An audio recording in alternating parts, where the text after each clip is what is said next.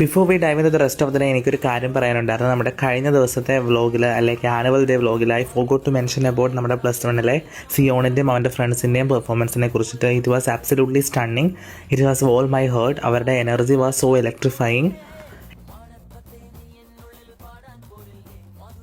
So guys, അങ്ങനെ നമ്മുടെ annual day ഒക്കെ കഴിഞ്ഞിട്ട് നമ്മുടെ എമിയുടെ ബർത്ത്ഡേ സെലിബ്രേറ്റ് ഞാനും ആനയും ക്രിസ്റ്റിനെയും ദേവനന്ദയും അബിലൊക്കെ വന്നിട്ടുണ്ടായിരുന്നു. അവളെ നമുക്ക് ഷേക്കൊക്കെ മേടിച്ചു തന്നു. സോ ഗൈസ്, ഉദാര മനസ്കയായ കുഞ്ഞൂസ് എനിക്ക് വേണ്ടി ഐസ്ക്രീം മേടിച്ചു തരാണ്. മനസ്സുള്ളൊരു ഫ്രണ്ടിനെ നമുക്ക് എവിടെ നിന്ന് കിട്ടും?